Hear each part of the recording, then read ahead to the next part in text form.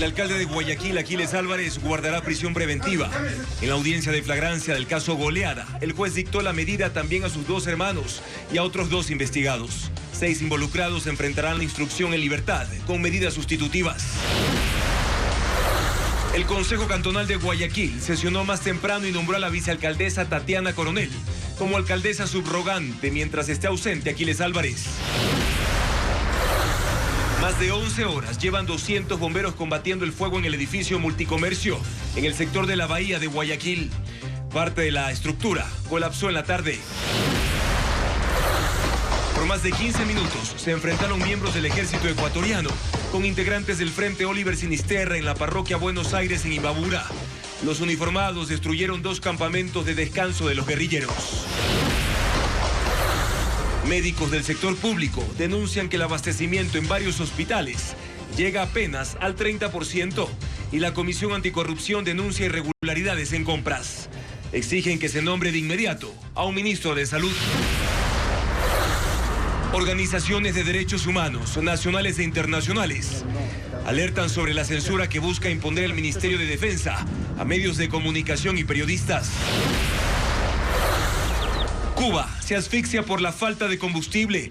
El turismo se reduce en niveles alarmantes, con más cierres de hoteles y cancelaciones. Las aerolíneas suspenden sus vuelos y buscan cómo sacar a los turistas de la isla. Francisco Egas y Esteban Paz confirman su postulación a la presidencia de la Federación Ecuatoriana de Fútbol.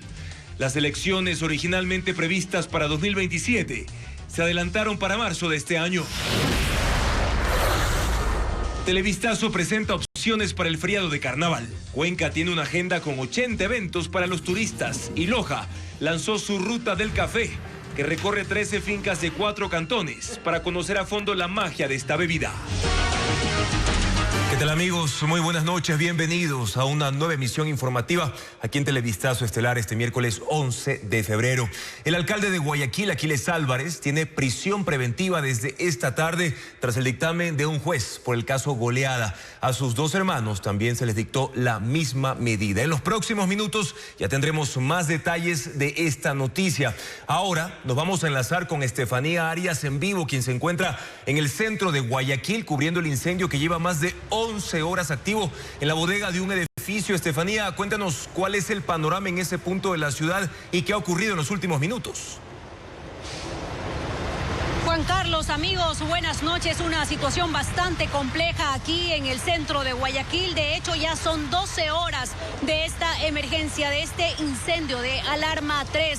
Hay que decirlo, a las 6:23 de la tarde, ya una de las torres de los apartamentos colapsó debido precisamente a las llamas. Tenemos un video del instante de este colapso de esta estructura.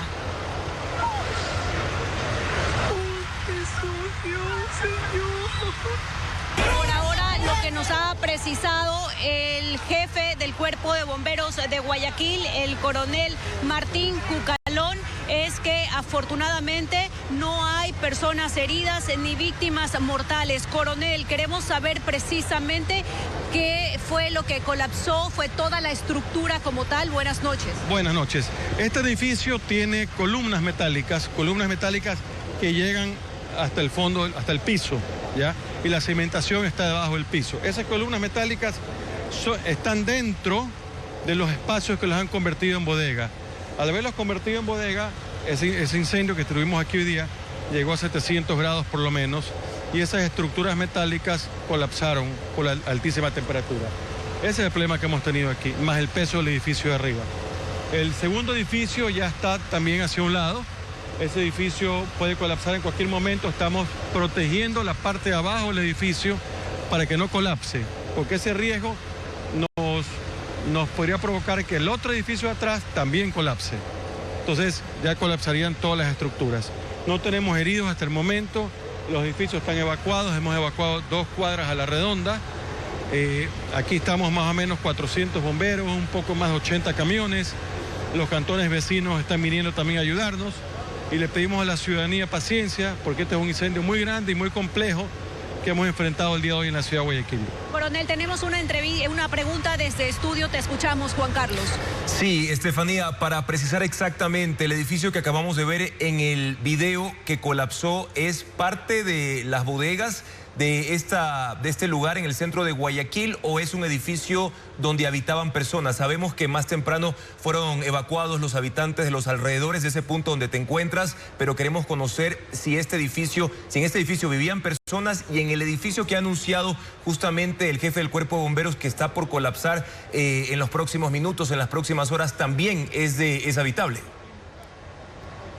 Así es, coronel, todos los edificios fueron evacuados desde temprano, pero estos edificios están sobre esta bodega donde se generó el incendio, así es, ¿verdad? Sí, todos esos edificios se evacuaron inmediatamente y hemos evacuado también las cuadras aledañas por cualquier incidente que podamos tener. Así que no nos queda otra que seguir trabajando, esperar que los otros edificios no colapsen, esperemos que no, pero no nos queda otra que seguir trabajando. Ahora, han cortado también la energía en este sector del centro. Sí, claro, hemos cortado la energía, hemos cortado el gas del malecón también, por cualquier incidente, pues estamos al lado del malecón. Entonces, pues esto de aquí va a continuar de esta manera y la ciudadanía tendrá que disculparnos por haber cortado la electricidad y por todas las molestias que estamos causando. Ya son 12 horas aquí, ¿hay bomberos asfixiados quizás? No tenemos bomberos asfixiados, tenemos el personal cansado, obviamente, pero aquí los bomberos de Guayaquil seguimos al pie del incendio y la lucha. Gracias, coronel, por esa actualización. Esto es lo que ocurre a esta hora cuando ya son las 7:07 de la noche. Pero ¿cómo ha sido esta emergencia? ¿Cómo se ha vivido esta emergencia durante todo el día? Bueno, Ecoavisa ha estado al pie de la noticia y preparó para ustedes el siguiente reportaje. Veamos. El humo negro que salía de las ventanas alertó a quienes pasaban por el edificio multicomercio, ubicado en pleno centro de Guayaquil, en el sector de la Bahía, el principal casco comercial de la ciudad. Una bodega en un primer piso alto se estaba incendiando. El cuerpo de bomberos llegó al punto luego de recibir la llamada de auxilio de Simón Bolívar Rosero, gerente del inmueble y quien estaba en el interior del mismo cuando las llamas comenzaron. Avanzas al fondo, abres una puerta y ves al final como que se ven llamas. Entonces salgo a avisarle a los señores que hay unas llamas que lleven agua y toda la vaina. Cuando regreso a la oficina y me llego hasta el sitio para ver si yo también podía auxiliar, ya no pude salir. Sin embargo, Rosero comenzó a perder el oxígeno. Pero alcancé a llegar donde hay una llave de agua, abrí la llave, me eché agua y como que te revive el agua. Te revive el agua y entonces ahí te lavas y no ves nada, pero vas topando hasta que encuentras la puerta de salida. Hasta que encuentras a alguien que te dice, ingeniero, acá, por aquí, encuentro la escalera y subo. Pero un minuto más y ya me quedaba ahí. Más de 120 bomberos y 30 unidades de combate llegaron al punto. Ante la intensidad de las llamas, 2 unidades fluviales se llegaron por el río y se sumó personal del Cuerpo de Bomberos de San Borondón, cantón vecino de Guayaquil. En un principio se creía que las llamas estaban controladas, pero cerca del mediodía el incendio se reactivó. Los bomberos rompieron ventanas y paredes y el humo ingresó al edificio de apartamentos contiguo y se extendió por unas 10 cuadras de esa zona céntrica. Varios bomberos salían del sitio pidiendo agua, pues terminaban asfixiados. Ahora ya con el incendio hemos entrado y hemos visto toda la cantidad de materiales que hay aquí. Los dueños de las bodegas, ninguno ha aparecido. Hay vehículos arriba, efectivamente, una losa colapsó con un carro en una de las partes de las bodegas incendiadas. Según el dueño del inmueble, en esta bodega se almacenaba mercadería de todo tipo: ropa, carteras, maquillaje, cajas y hasta llantas. ¿Causas de este incendio? Desconocemos aún, sé que había gente ya trabajando aquí a esa hora, así que una vez que terminemos las operaciones ya haremos el respectivo investigación y peritaje. Las calles aledañas fueron cerradas y los vehículos eran desviados.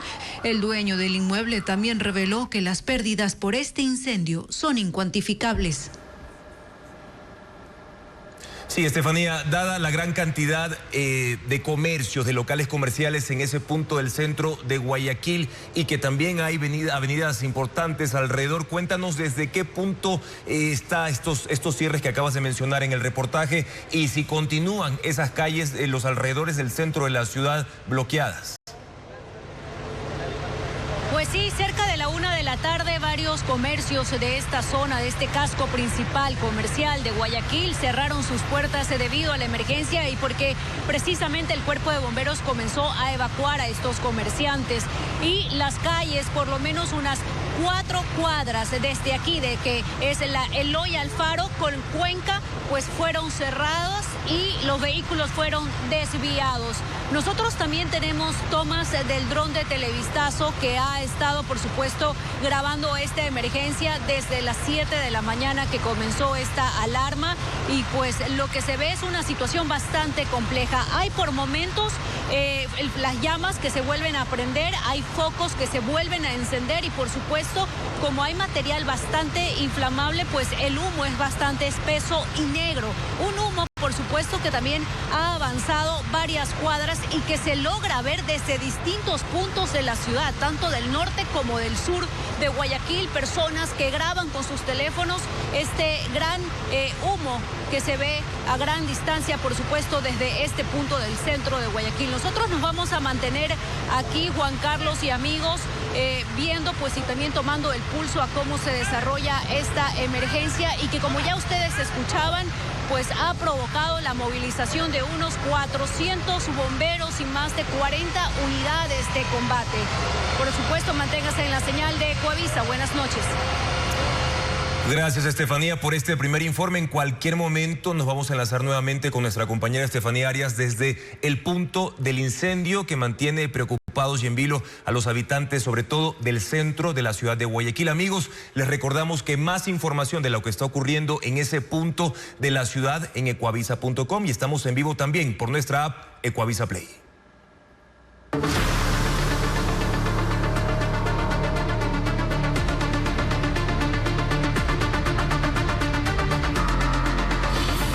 Aquiles Álvarez, cárcel con eco político.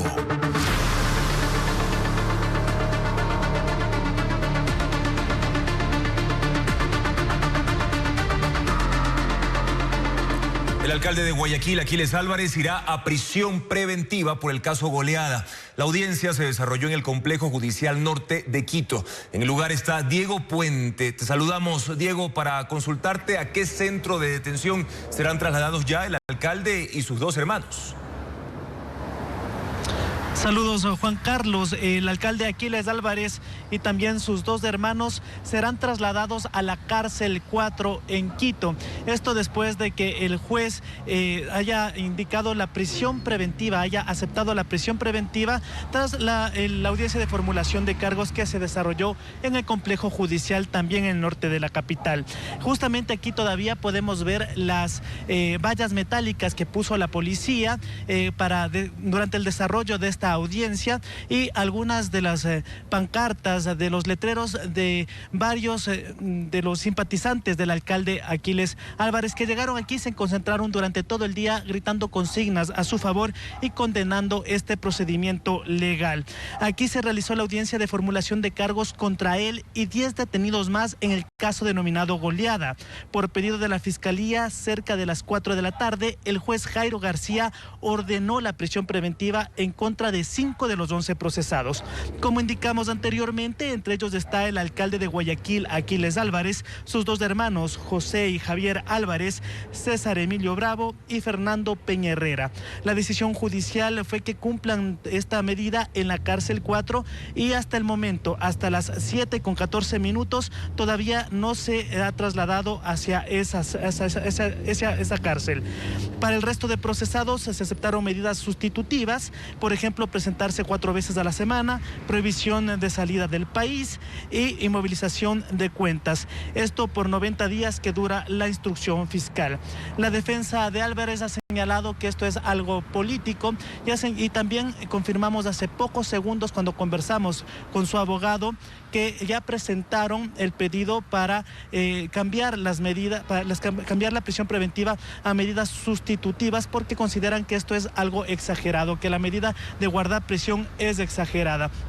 Como comentamos, durante todo el día se desarrollaron algunas manifestaciones a favor del alcalde de la ciudad de Guayaquil, y aquí incluso vino el alcalde de Quito para expresar su apoyo y señalar que esto es una medida política del gobierno nacional.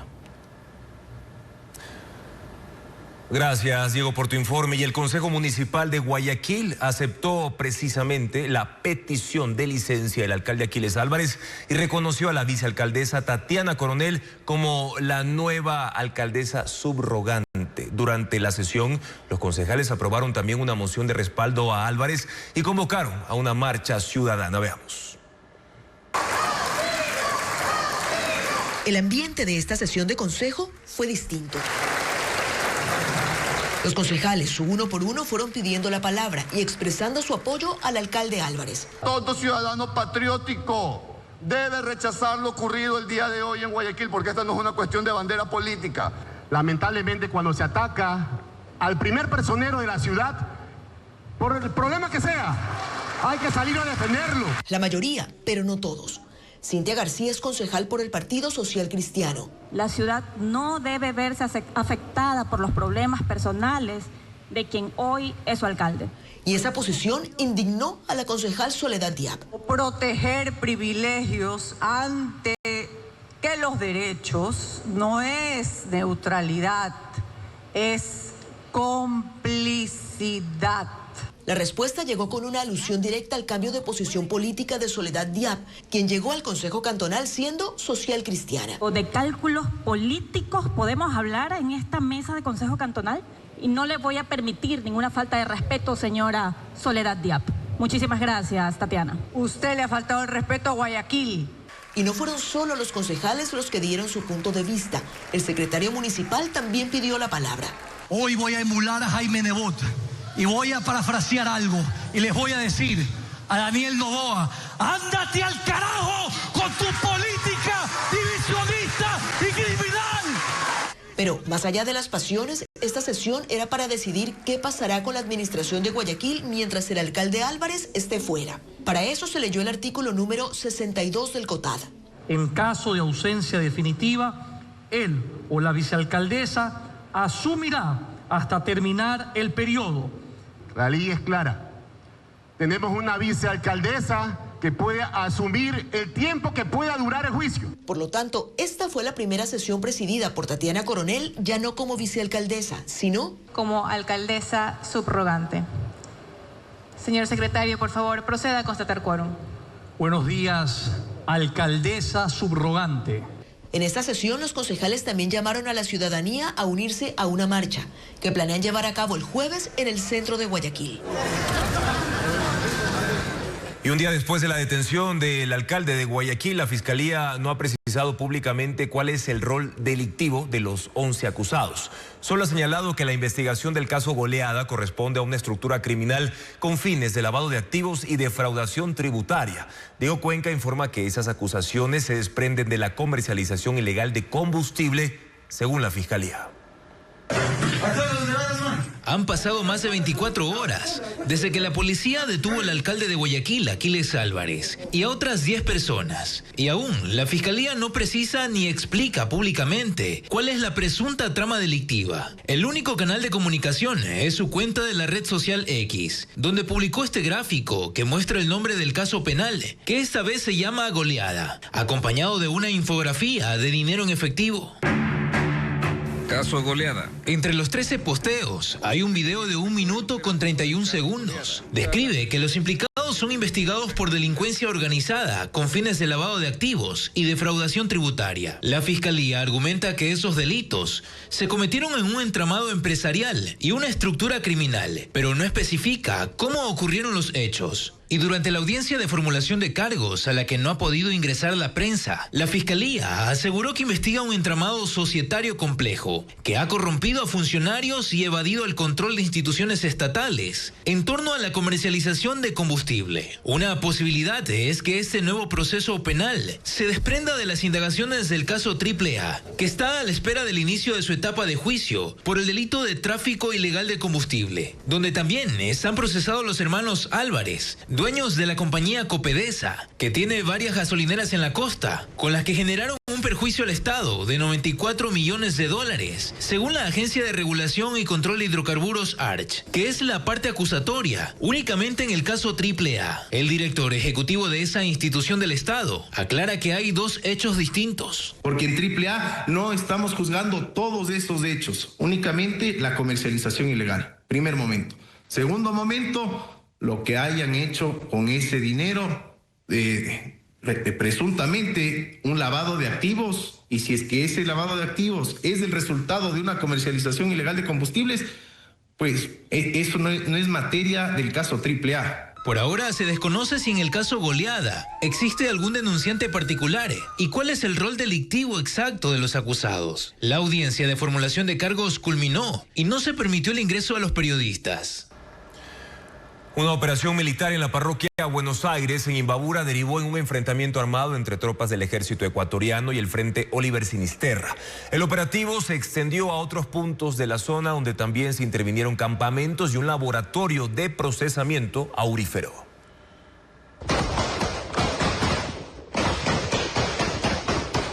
15 minutos duró el enfrentamiento entre tropas del ejército ecuatoriano de la Brigada 31 Andes y el Frente Oliver Sinisterra, que opera en la frontera noroccidental. Ocurrió en el sector El Verde, parroquia Buenos Aires, en Imbabura, a 10 kilómetros de Carchi y de la ruta montañosa que conecta con la frontera colombiana. El combate se desató luego de que los militares localizaran un campamento clandestino y los disidentes abrieran fuego. Durante el choque, los integrantes del grupo huyeron heridos hacia la montaña, dejando rastros de sangre. La operación de rastrillaje continúa para dar con su ubicación. En el campamento se encontraron 354 municiones de diferentes calibres, 38 cartuchos percutidos, 10 alimentadoras para fusil, 7 radios de comunicación, prendas de vestir con distintivos del grupo armado, abastecimiento logístico para un mes y medicinas. De manera simultánea, en esta misma parroquia, el ejército intervino en la mina El Olivo, donde localizó 2 campamentos más de descanso guerrillero, uno para 12 personas y otro para 5. En este punto también se localizó y destruyó un laboratorio con una procesadora industrial de material aurífero, equipado con poleas, químicos, combustible, bombas de agua, generadores de luz, herramientas y 350 bultos de roca mineralizada. Según Fuerzas Armadas, este golpe bloquea la producción mensual de entre 6 y 10 kilogramos de oro, equivalente a $960.000. La censura a los medios de comunicación y periodistas por parte del Ministerio de Defensa y las Fuerzas Armadas levantó alertas de organizaciones nacionales e internacionales que defienden la libertad de expresión. Paul Romero preparó un informe con estas reacciones. La censura del Ministerio de Defensa y las Fuerzas Armadas a los medios de comunicación y periodistas que no se sujetan a sus lineamientos generó reacciones dentro y fuera del país. Fundamedios señaló que condicionar el acceso a la información pública y a eventos oficiales según el contenido editorial de un medio, establecer un sistema de control, evaluación y exclusión, atenta contra la libertad de expresión. Es censura previa. Algo que está prohibido por la Constitución del Ecuador, que está prohibido por tratados internacionales a las que el Ecuador está suscrito. Y por lo tanto estas acciones son absolutamente ilegítimas, inconstitucionales, y los funcionarios, autoridades que han firmado estas órdenes sepan que están violando flagrantemente la Constitución del Ecuador. La Fundación Periodistas Sin Cadenas considera que la disposición del jefe del Comando Conjunto de las Fuerzas Armadas, Henry Delgado, para la exclusión de medios constituye censura previa. Otras organizaciones de defensa de derechos humanos y gremios como la Unión Nacional de Periodistas rechazaron la denominada matriz de evaluación de medios. Esta información alcanzó repercusiones internacionales. La directora de la División de las Américas de Human Rights Watch, Juanita Gobertus, dijo que filtrar medios por línea editorial, castigar la crítica, controlar el discurso público y censurar los medios de comunicación son prácticas propias de instituciones que temen el escrutinio público, y Reporteros Sin Fronteras se sumó a los cuestionamientos. Ante las alertas y críticas, el Comando Conjunto, en un comunicado confuso, admitió la vigencia de la disposición y señaló que respeta la libertad de prensa, pero cuestiona la difusión de la documentación oficial sin autorización.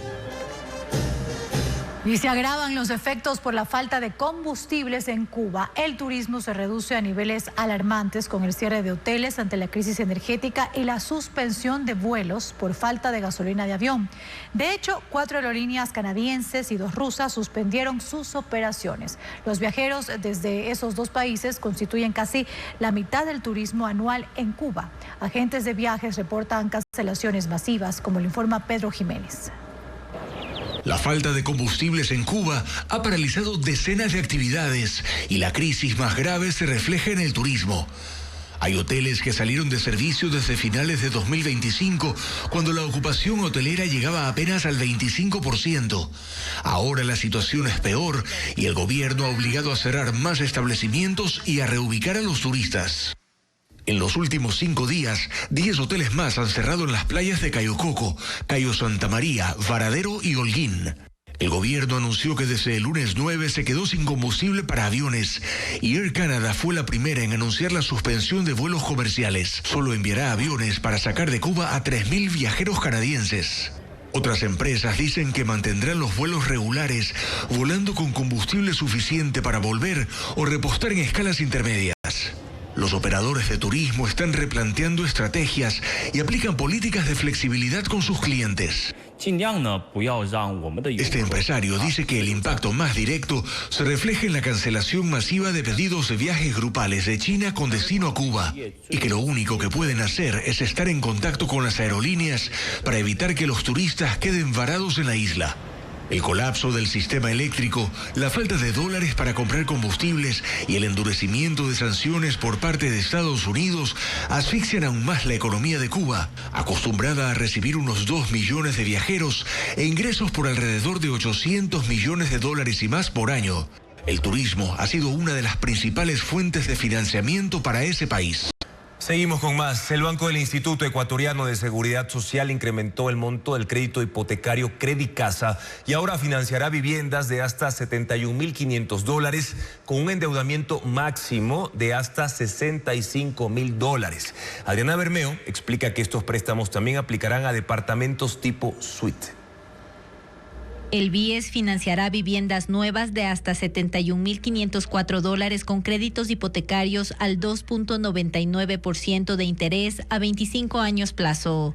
Es uno de los cambios en el plan Credicasa que el gobierno presentó el pasado 27 de enero.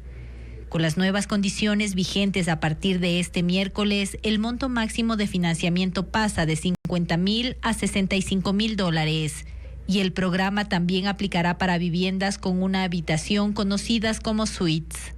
Si la vivienda cuesta más de $65.000, la diferencia la deberá financiar el interesado. Pueden acceder a este beneficio los afiliados en relación de dependencia con mínimo 36 aportaciones, las últimas 13 consecutivas. Afiliados voluntarios con 36 aportaciones consecutivas. Personas con discapacidad con mínimo 18 aportaciones. Y los ingresos familiares deben ser de hasta $1.527 mensuales. Pueden acceder quienes ganen el salario básico. Sueldos 482, dependiendo si es que el cliente y el afiliado tenga obligaciones, el saldo que le queda de sus obligaciones o restado eso, se evalúa la capacidad de pago y le genera a usted el monto máximo del cual usted se puede endeudar. La precalificación puede hacerse en la página web del BIES, pero también se responderán consultas en la línea directa de WhatsApp de la institución. En la fase inicial del plan Credicasa, el Banco de la Seguridad Social estima colocar al menos $100 millones. 7 de la noche con 45 minutos. Ahora volvemos a hacer contacto con Estefanía Arias, quien sigue de cerca la situación por el incendio en la bodega de un edificio en el centro de Guayaquil. Cuéntanos, Estefanía, ¿se ha podido contrarrestar en algo esta emergencia? Y hablabas más temprano de que haya la posibilidad de que otro edificio pueda colapsar. Así es, Juan Carlos, amigos. Bueno, acá se siguen sumando más bomberos y unidades. Ya son más de 400, de hecho, bomberos que están ayudando en estas labores de esta emergencia, este incendio que se reportó a las 7 de la mañana, es decir, ya van a ser cerca de 13 horas de esta emergencia en el centro de Guayaquil. Se mantiene la alerta, ya colapsó una de las torres de los apartamentos, pero se mantiene la alerta de este segundo edificio debido a que ha cedido un poco hacia la parte de atrás. Alex Anchundia, director y gerente de Segura EP, ustedes han convocado al COE a las 10 de la noche debido a la magnitud de esta emergencia. Así es, bueno, hemos estado monitoreando todo desde la mañana, es el C5 de Guayaquil, en virtud del avance de la situación y luego de los colapsos estructurales que se han dado, nos hemos comunicado con la señorita alcaldesa encargada, Tatiana Coronel, quien ha dispuesto que para las 10 de la noche se convoque en la sala de crisis de Segura EP al COE cantonal, el cual involucra tanto al holding municipal, diferentes entidades del gobierno central y otras entidades que participan también. ¿Cuál es la situación? Hay el riesgo inminente de un colapso de la torre que aún está, puede darse en cualquier momento o el día de mañana. Cualquiera de los escenarios nos va a obligar a tener un cierre de todo este sector. Vamos a tener que hacer desalojo de material, ingreso de maquinaria, poner a buen recaudo a los ciudadanos. Tenemos escuelas cercanas, tenemos comercio y para eso es necesario activar las mesas del COE para poder coordinar interinstitucionalmente y poder asegurar, en este caso, el sector y más que todo la vida de las personas de aquí de Guayaquil. Usted nos decía ya fuera de cámara que hay bomberos de Guayaquil y San Borondón, pero están pidiendo ayuda, apoyo de otros cantones. Bueno, Bomberos de Guayaquil está haciendo trabajo todo este tiempo. Han ofrecido a colaborar el Cuerpo de Bomberos de otras ciudades. Martín Cucalón me ha dicho que, bueno, todos son bienvenidos los que quieren colaborar. Creemos que este incendio va a mantenerse por algunas horas, independientemente de que haya un colapso, porque el material que va a existir va a seguir encendido, va a seguir prendido. Por lo tanto, es que se activa, porque viste que la emergencia va avanzando para que podamos atender diferentes puntos que van a coadyuvar para que bomberos puedan hacer un trabajo coordinado con todas las entidades. Ahora, este edificio que colapsó, ahí ya vivían personas, fueron evacuadas temprano, sin embargo lo han perdido todo luego del colapso. ¿Qué va a pasar con estas familias?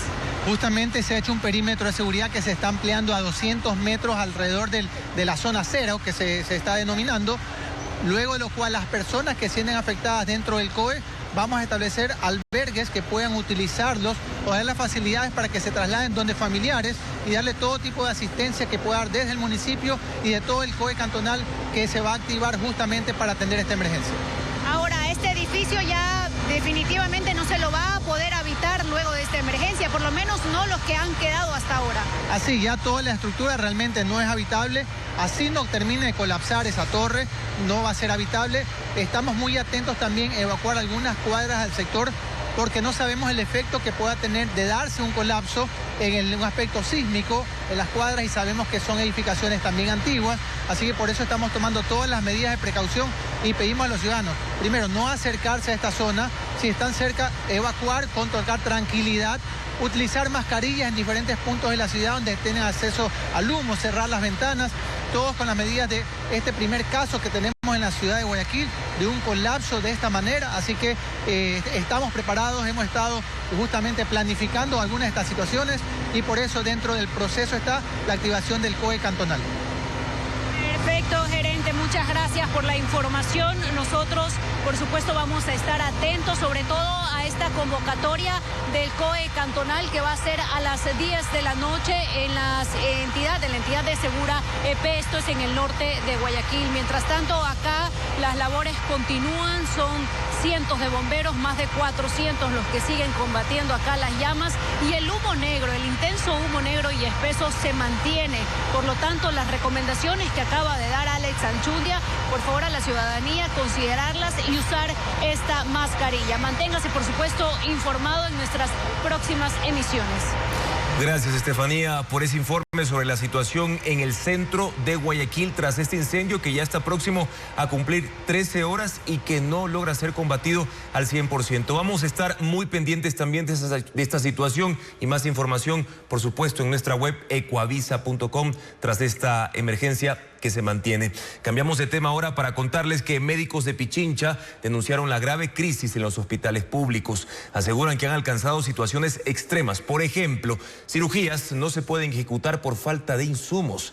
Además, exigen la designación urgente de un ministro de Salud.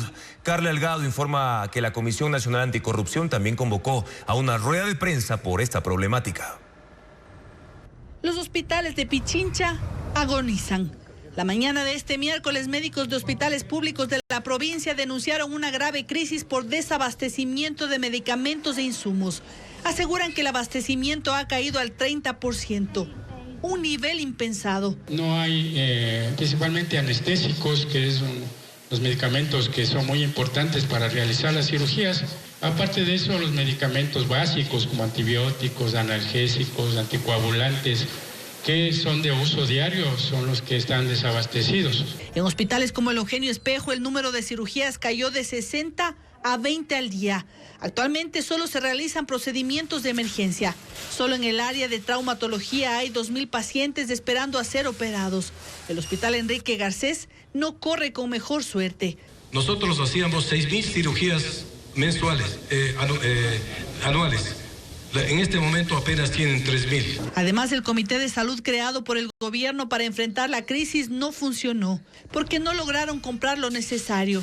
Por ello, los médicos hacen un pedido urgente. La designación de un ministro de salud definitivo, con perfil técnico, experiencia en salud pública y conocimiento en el funcionamiento del sistema de salud. Se sumó también la Comisión Nacional Anticorrupción. Hay la obligación del Poder Central de designar a una persona que tenga la capacidad suficiente para enfrentar esta crisis gravísima que sufrimos los ecuatorianos en materia de salud.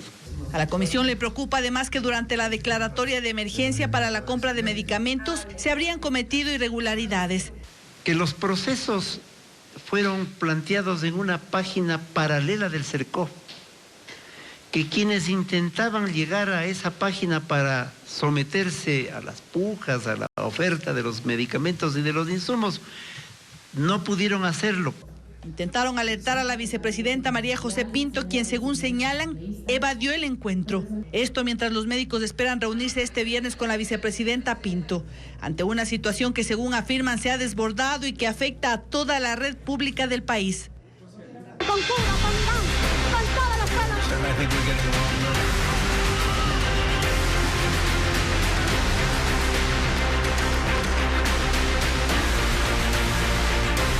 Mundo.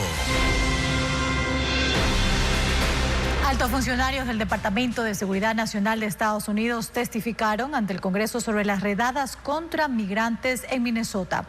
En el encuentro se abordó también el caso del niño ecuatoriano Liam Conejo y algunos legisladores pidieron la renuncia del jefe interino del Servicio de Inmigración y Control de Aduanas, como lo reporta Eliana Suárez. Todd Lyons, el director interino de ICE, Joseph Eldow, director de los servicios de ciudadanía e inmigración, y Rodney Scott, quien dirige la Oficina de Aduanas y Protección Fronteriza, hablaron ante el Comité de la Seguridad de la Cámara de Representantes en una tensa audiencia de más de 3 horas. Fueron increpados por congresistas demócratas por sus tácticas contra los manifestantes antirredadas en Minnesota. Esta audiencia es solo el comienzo de un ajuste de cuentas para la administración Trump y cómo usan el Departamento de Seguridad Nacional. Son imprudentes, crean caos en nuestras comunidades y aterrorizan tanto a adultos como a niños. Eric Swalwell, congresista por el estado de California, nombró a René Good y Alex Pretty muertos por disparos de los agentes y preguntó a Lyons cuántos miembros de ICE han sido despedidos por conducta violenta bajo su mando. Lyons respondió que no tenía datos aún. También mencionó al menor ecuatoriano Liam Conejo, quien fue llevado a un centro de detención en Texas el mes pasado. Preguntó a Todd Lyons si él renunciará ante lo sucedido y respondió: No, sir, I won't. Why not? No, señor, porque a ese niño que está mostrando ahí, los hombres y mujeres de ICE lo cuidaron cuando su padre lo abandonó y huyó de los agentes. Todd Lyons explicó que desde enero de 2025 a enero de 2026, ICE ha realizado 379,000 arrestos y más del 60% de los individuos bajo custodia tienen cargos penales o alguna condena. En ese momento recibió el apoyo de la mayoría de congresistas del Partido Republicano, mientras que los demócratas compararon las operaciones de ICE con la Alemania nazi y esperan que se juzgue a los funcionarios de la administración Trump cuando su mandato termine.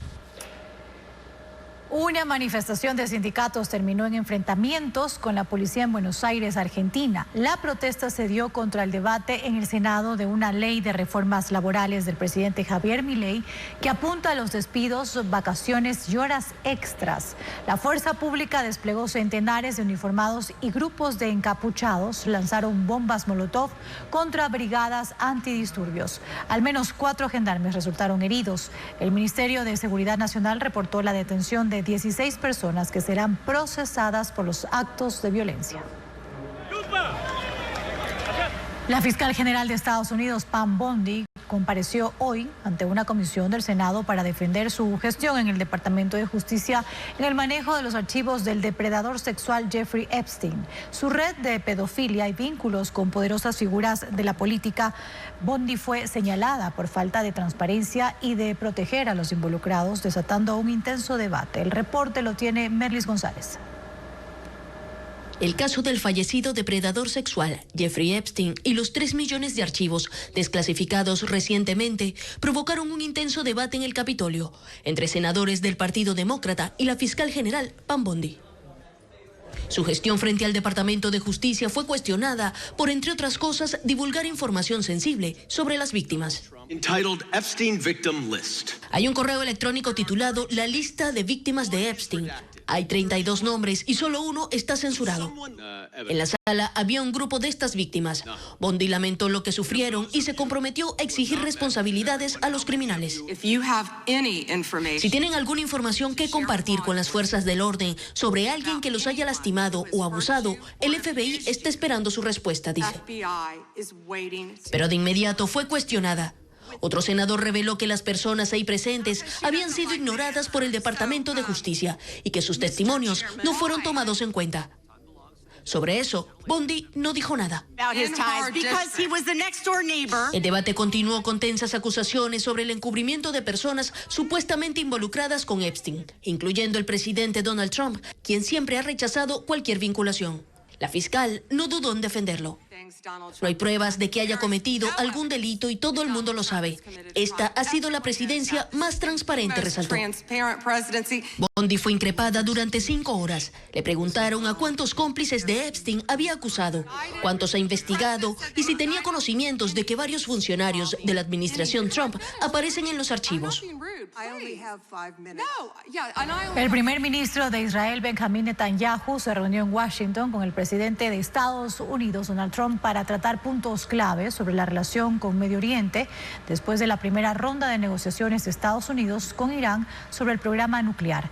Netanyahu expresó su preocupación por el programa de misiles balísticos y el apoyo de Irán a grupos terroristas en la región. La reunión se da justo en el día en que Irán celebra 47 años desde la revolución que instauró un régimen islámico. Miles de personas salieron a las calles, aunque expertos señalan que el gobierno está debilitado después de la intensa represión y decenas de muertos en las manifestaciones más violentas en décadas en ese país. Y las cataratas del Niágara están parcialmente congeladas debido a las temperaturas bajo cero en Ontario, Canadá, atrayendo turistas que se congregan en los miradores para ver partes del torrente cubierto de hielo. Los visitantes toman fotos y caminan por senderos señalizados para disfrutar del paisaje invernal de la famosa cascada ubicada en la frontera entre Canadá y Estados Unidos.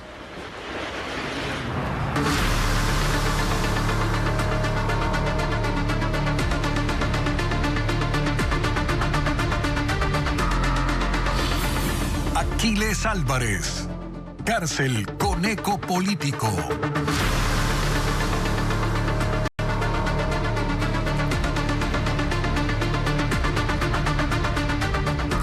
El alcalde de Guayaquil, Aquiles Álvarez, sus hermanos y otras 2 personas recibieron esta tarde orden de prisión preventiva en el caso denominado Goleada. La fiscalía hizo ese pedido argumentando riesgo de fuga. Diego Puente cubrió la audiencia y tiene un informe del dictamen judicial. por pedido del fiscal Denis Villavicencio, el juez anticorrupción Jairo García ordenó prisión preventiva en contra de 5 de los 11 procesados por el caso denominado Goleada. Entre los que deberán cumplir esta medida están el alcalde de Guayaquil, Aquiles Álvarez, y 2 de sus hermanos, también César Emilio Bravo y Fernando Peña Herrera. El juez ordenó medidas sustitutivas a 6 procesados más. Lo que tienen que hacer ahora es presentarse 4 veces a la semana, prohibición de salida del país y una inmovilización de las cuentas de los procesados, para los que salen, digamos, el día de hoy de acá del centro de detención. La fiscalía pidió la prisión de Álvarez, indicando un riesgo de fuga. Él, al momento de su detención, no portaba su grillete electrónico.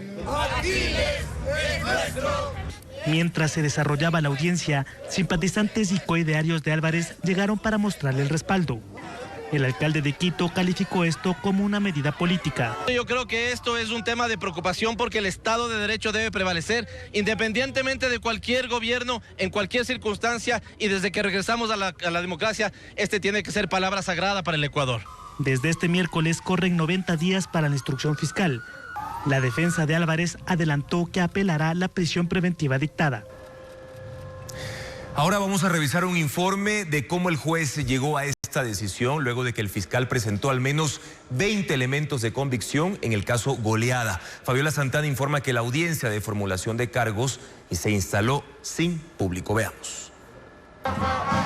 La Fiscalía formuló cargos a puerta cerrada contra el alcalde de Guayaquil, Aquiles Álvarez, sus hermanos Antonio y Javier y otras 8 personas. 15 minutos antes de la medianoche, el juez anticorrupción Jairo García convocó a las partes vía telemática, pero 10 minutos antes de la audiencia cambió la modalidad a presencial. No dio acceso al público ni la prensa. La audiencia se instaló pasada la medianoche. El juez calificó la detención y luego, según su publicación, la Fiscalía expuso alrededor de 20 elementos de convicción y pidió prisión preventiva para 10 procesados, incluidos los hermanos Álvarez, y para una persona de la tercera edad, arresto domiciliario. El posible delito que se investiga es delincuencia organizada con fines de lavado de activos y defraudación tributaria. Al amanecer, los abogados de los procesados presentaron los arraigos para justificar que no hay riesgo de fuga. En el caso de Aquiles Álvarez, su credencial de alcalde y carta de honorabilidad de la Liga Pro. Su abogado dijo que en esta audiencia no se habló del grillete que no portaba al momento de su detención. Peligro de evasión puede haber con primero, estamos hablando del alcalde de Guayaquil. Eso se tratará en una audiencia de revisión de medidas del caso AAA, aunque para el abogado de Álvarez el nuevo caso es similar al que ya enfrentaba el alcalde, pero con chat de 2021 de un denunciante anónimo. Nada, o sea, son 150.000 páginas de chats, de conversaciones coloquiales de quienes hacen parte de una empresa y de un negocio. Desde la detención y hasta el cierre de esta edición no hubo detalles del caso. Tampoco en el sistema de consultas de la función judicial estaban digitalizados los partes policiales. En otros temas les contamos que la Armada quemó una guarida narco en el Golfo de Guayaquil utilizada para almacenar droga y coordinar la contaminación de buques mercantes con destino a Europa. Un video revela la modalidad de las mafias que usan cabos para poder subir hasta 2 toneladas de droga a la embarcación internacional en apenas 15 minutos. Merlin Ochoa con las imágenes. Con combos, decenas de uniformados de la Armada tumbaron las paredes de una presunta guarida narco y luego la incendiaron para inhabilitarla. Es la tercera intervención en 6 meses en el mismo punto, al norte de la isla Puná, en el Golfo de Guayaquil, cerca de una terminal portuaria. La casa estaba vacía. Según los marinos, el terreno no tiene propietario. Está junto a piscinas camaroneras abandonadas y lanchas ocultas en el manglar. El último operativo allí fue en enero. Realizamos el decomiso de embarcaciones, de 4 embarcaciones, de alrededor de 8 motores fuera de borda de alta potencia. ¿Cuántas municiones? Alrededor de 4.000 municiones. La intervención ocurre tras una nueva evidencia. Por primera vez, un video de seguridad captó cómo los narcos contaminan buques mercantes. Llegan en al menos 4 lanchas rápidas con ganchos y cabos. Son 15 hombres fuertemente armados y en apenas 15 minutos pueden cargar hasta 2 toneladas de droga. El oficial a cargo del operativo indicó que estas guaridas no solo sirven para almacenar cocaína, que luego es subida a las embarcaciones internacionales. Desde este punto pueden observar la presencia de las embarcaciones de la Armada, así como la presencia de las embarcaciones civiles de tráfico internacional que ingresan y salen de Guayaquil. Por el Golfo, con cerca de 13.000 kilómetros cuadrados, 10 veces más grande que el Cantón Guayaquil, pasan al día cerca de 15 buques. Las redes criminales se camuflan para contaminarlos, sobre todo los que tienen como destino Europa. Así como esta guarida, la Armada ha destruido 20 campamentos utilizados por las organizaciones narcocriminales en el 2025, mientras que en lo que va del 2026 ya son 8 las estructuras inhabilitadas a lo largo del Golfo de Guayaquil. Pero los narcos siguen adaptando rutas, horarios y métodos en este corredor marítimo donde operan 5 grupos criminales. Alcaldes, prefectos y juntas parroquiales exigen el archivo del proyecto de ley económico urgente que obliga a los gobiernos autónomos descentralizados a invertir 70% de su presupuesto en obras públicas. Ese grupo de autoridades advierte que se perjudicarían los proyectos sociales en sus jurisdicciones. Patricio Díaz precisa que desde la Asamblea se plantearían excepciones. Los alcaldes de Cuenca y Quito, los prefectos de Azuay y Pichincha y representantes de juntas parroquiales mostraron su preocupación por la ley propuesta por el presidente para que los GATS destinen el 70% de su presupuesto a inversión en infraestructura y obra pública. Según estas autoridades, se afectan proyectos sociales que impulsan desde sus localidades: guarderías, centros de apoyo a víctimas de violencia intrafamiliar, comedores sociales, entre otros. Algunos de ellos en los que, según la prefecta de Pichincha, Paola Pavón, están complementando las deficiencias del gobierno central. El servicio de salud de la prefectura de Pichincha Humana hicimos 300.000 atenciones. ¿Y saben por qué hicimos 300.000 atenciones? Porque no funciona el sistema de salud público, no funciona el hospital Eugenio Espejo, no funcionan los subcentros de salud. ¿Quién se va a hacer cargo de los proyectos sociales que vienen todos los municipios, prefecturas y juntas parroquiales invirtiendo? Además, se afectaría, dicen, la posibilidad de hacer estudios para la misma obra pública, porque exigen contratación y pago de personal. Es importante que se archive la ley y que podamos conversar para llegar a estos temas, que varios municipios sí lo hacemos. En la Comisión de Desarrollo Económico que trata este proyecto, aseguran que se podría plantear excepciones para esos casos. Porque pueden haber proyectos especiales dentro de los municipios o GATS en ciertos temas puntuales. Yo creo que eso hay que garantizarlo. El informe para primer debate de este proyecto estaría listo hasta el próximo jueves.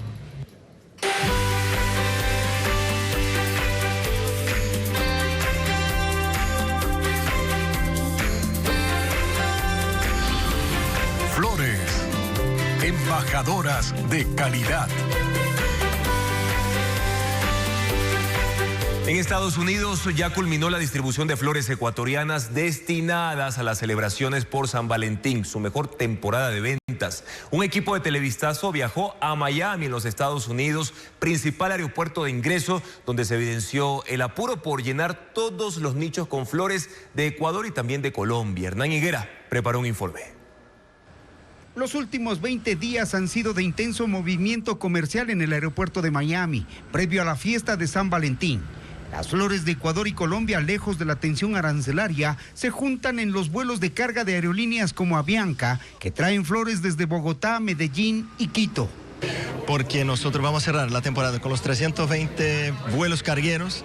Hay que llenar el mercado de Estados Unidos y ya quedan apenas horas para completar el trabajo en la mejor temporada de venta. El año pasado Ecuador exportó, según Expoflores, casi 29.000 toneladas de flores. Se proyecta en 2026 una exportación cercana a las 39.000 toneladas, lo que significaría ventas estimadas entre los 274 y 276 millones de dólares.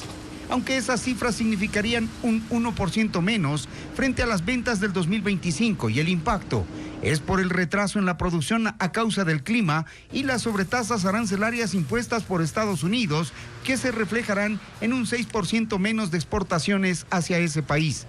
Pero con todo y eso hay que vender. Y allí está el producto de Ecuador, compitiendo con el de Colombia. De Ecuador, pues obviamente la gipsofilia es, creo que de sus productos estrella, es muy conocida en el mercado, la gipsofilia de Ecuador. La rosa también es conocida, tenemos Hypericum que viene de Ecuador. En Miami visitamos 4 bodegas de importación, almacenamiento y comercialización. Tras la descarga de los aviones, las cajas de flores llegan a estas enormes perchas para ser inspeccionadas, para que estén en buen estado y con calidad certificada y de inmediato despacharlas hacia la cadena de comercialización que serán supermercados y floristerías. Otras se embarcarán en camiones que las llevarán al resto de estados de los Estados Unidos e incluso a Canadá. Nosotros hacemos una contratación entre 60 y 80 personas adicionales.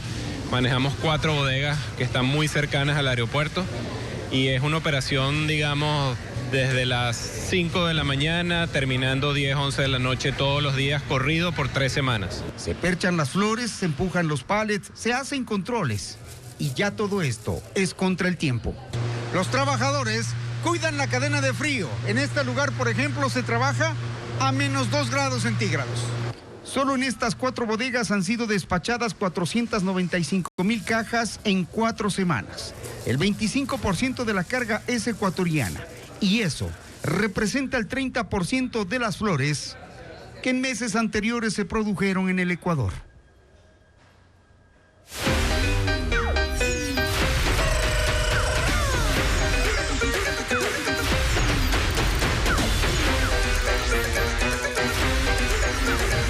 Feriado.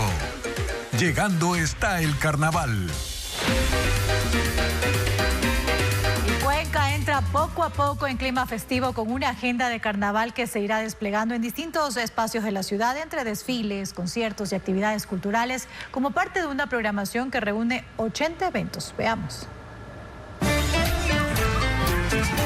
Cuenca entra en modo carnaval con una agenda que concentra 80 eventos a lo largo de 6 días.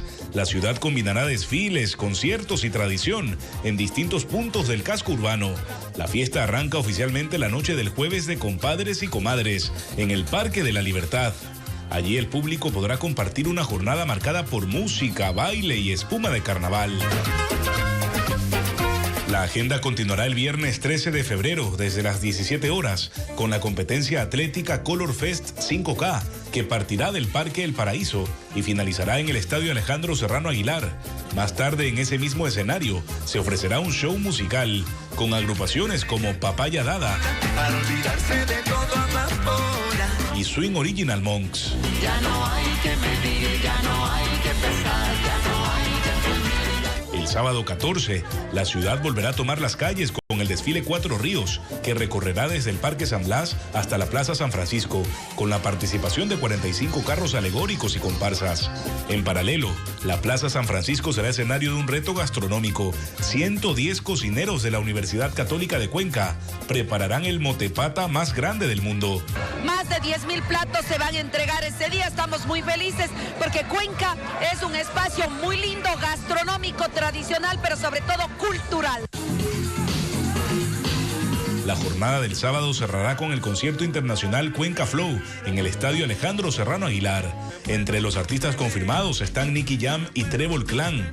El costo de las entradas va desde $5 hasta $35. De lo que cuesta esas entradas, box es $35 y compraremos 35 metros cuadrados de páramo. Esto lo haremos a través de Etapa EP y todos contribuyendo para cuidar el agua y lo más sagrado que tiene Cuenca, que es el Cajas.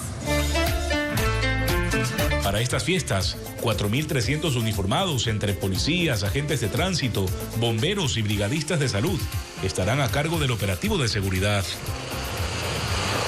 Y la taza de café que hoy se consume en Loja no se queda solo en el sabor. Ahora es posible volver sobre su origen y recorrer paso a paso el camino del grano, desde los cafetales en las montañas, pasando por el trabajo en finca, hasta llegar a la bebida final. Esa experiencia es lo que propone la Ruta del Café. Alejandra Sánchez nos muestra más de esta iniciativa.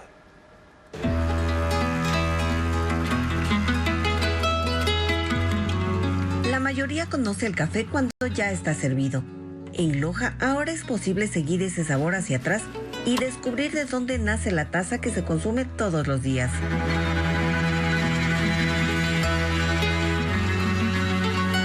El recorrido comienza en los cafetales que crecen en las montañas.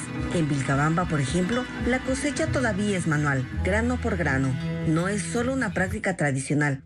Cada decisión en el campo define lo que más adelante se percibe en aroma y sabor. Después viene el proceso.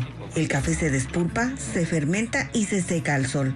Es un trabajo paciente donde el conocimiento del productor marca la diferencia. Nosotros somos las personas que sembramos, cosechamos, hacemos todos los procesos y luego venimos a catar el café.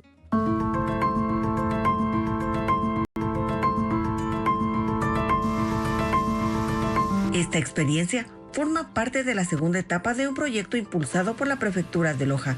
Tras el pasaporte del café, la iniciativa creció y dio paso a la Ruta del Café, una propuesta que conecta al turista con fincas distribuidas en 4 cantones. Tenemos 13 y tenemos una tercera etapa que es la de colocar en cada uno de los cantones de la provincia de Loja al menos una cafetería de especialidades.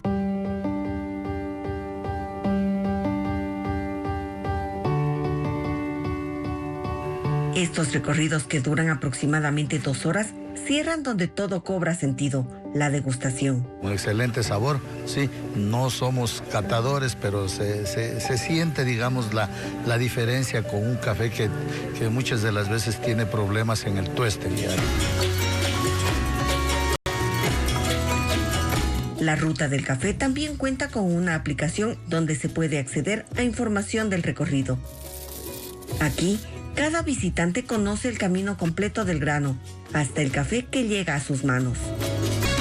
Continuamos con más información, amigos. Aquí en Televistazo Estelar les recordamos que estamos en vivo también por ecuavisa.com y nuestra app Ecuavisa Play. Les contamos ahora que en Quito y Guayaquil se preparan varios conciertos para celebrar San Valentín. Y el público disfrutará de clásicos románticos en inglés y español, además de éxitos de la pantalla grande. Diana Long nos cuenta más en la agenda cultural y de entretenimiento.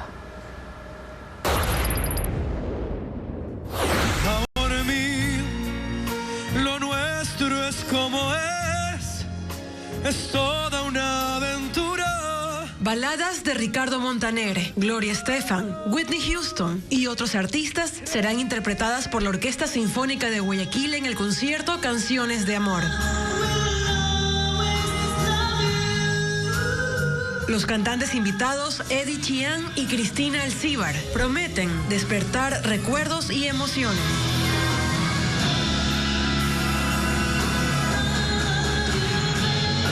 La presentación será este jueves en el Teatro Centro de Arte de Guayaquil a las 7 de la noche.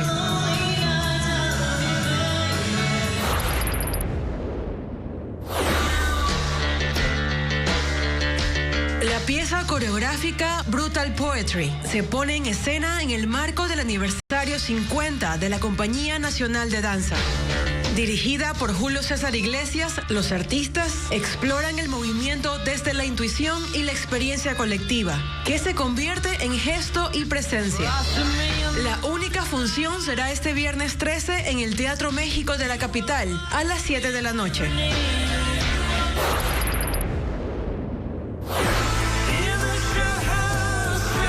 Las canciones que musicalizaron las historias de amor más famosas del cine serán parte de un recital este viernes. La agrupación Big Band Legends y cantantes invitados interpretarán los éxitos. El concierto Historias de Amor, un viaje cinematográfico, será este viernes 13 a las 8 de la noche en la Casa de la Música de la capital. Y cambiamos de tema para contarles que el gobierno aprobó una resolución que establece incentivos tarifarios para el funcionamiento de electrolineras. La Cámara de la Industria Automotriz Ecuatoriana proyecta que esta decisión duplicará las estaciones de carga rápida, sobre todo en las carreteras. Adriana Bermeo amplía la información. Este año se duplicará el número de electrolineras en el país.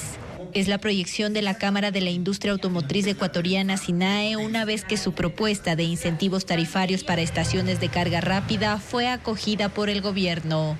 La Agencia de Regulación y Control de Electricidad emitió una resolución el 30 de enero para que los inversionistas paguen por la potencia de electricidad en función del número de cargas mensuales que realicen. Antes de esta norma, las electrolineras cancelaban un valor fijo que superaba en puntos de poca afluencia al monto cobrado por las cargas, y es una de las principales razones por las que hay pocas estaciones de carga en carretera. Esta es una resolución importante para la masificación de la infraestructura de carga en todo el corredor vial del Ecuador. Es hacer que los vehículos eléctricos dejen de ser únicamente vehículos de ciudad o city cars. Actualmente, según datos de SINAE, hay 27 estaciones de carga rápida en el país. 4 empresas invertirán este año en la instalación de 29 puntos más.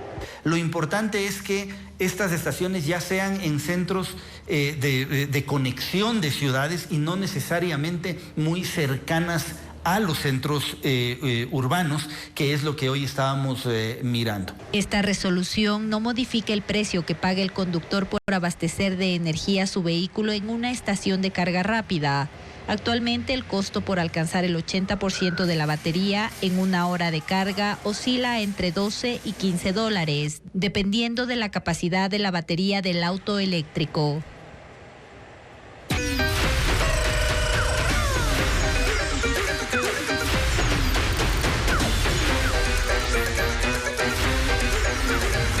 Feriado. Llegando está el carnaval. Hablemos ahora de Salcedo en Cotopaxi. La apuesta para este feriado de carnaval combina naturaleza, experiencias también y actividades al aire libre con una agenda que busca atraer a quienes prefieren recorrer bosques y lagunas. Y Sandy Espinosa está en la laguna de Yambo para contarnos más sobre el carnaval de Salcedo. Adelante, Sandy. El Cantón Salcedo ofrece un carnaval enfocado en el turismo de naturaleza, enfocado en experiencias locales que lo convierten en una opción distinta en Cotopaxi durante este feriado. Aquí, al sur del cantón, en la laguna de Yambo, la atmósfera cambia con la caída de la noche. Las luces invitan a recorrerla desde otra perspectiva, entre rutas acuáticas, restaurantes y espacios pensados para la fotografía. Aunque la temperatura oscila entre los 7 y 15 grados, el frío no ha frenado el ambiente carnavalero. 15 operadores turísticos están listos para recibir a los visitantes. La Laguna de Yambo les ofrece lo que es el uso de las embarcaciones, diferentes tipos de gastronomía, bailes típicos tradicionales ecuatorianos en cada una de las lanchas aquí en la Laguna de Yambo. Obviamente el carnaval que no puede faltar y esperamos recibir miles de visitantes de este feriado.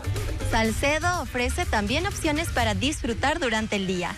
Estas imágenes que ven en pantalla nos llevan al Poggio de Quilajaló, una vertiente natural de agua fría y pura abierta todo el día, ideal para quienes buscan una experiencia refrescante y diferente. En el centro del cantón, el viernes 13 de febrero se realizará el corso de carnaval, mientras que el domingo 15 están previstos la pasarela canina y el Festival de la Hamburguesa. Y para quienes buscan salir del entorno urbano, el Parque Nacional Yanganates abre sus escenarios de lagunas altoandinas, páramos, rutas de senderismo, camping y recorridos 4x4. Así, Salcedo plantea un carnaval distinto para las familias, los amigos, quienes buscan la aventura y las tradiciones locales.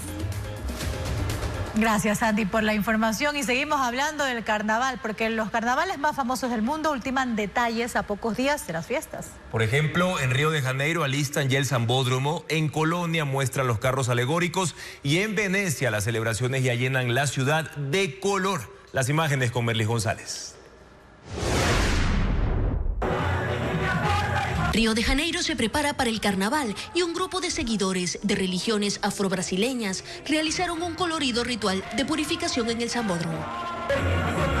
Vestidos de blanco, bailaron y cantaron mientras barrían el suelo en una ceremonia tradicional que busca traer la buena fortuna y que los multitudinarios desfiles salgan perfectos.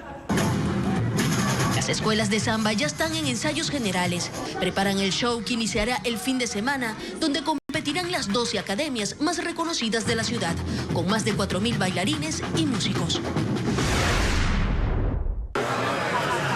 En Alemania los carnavales tienen una cuota de sátira. En Colonia y Maguncia alistan carros alegóricos con temáticas de críticas sociales y políticas. En una aparece el presidente Donald Trump acosando a la Estatua de la Libertad. En otra cuestionan la política exterior del canciller alemán e incluso representan al fallecido Papa Francisco. Los desfiles serán el lunes 16 de febrero.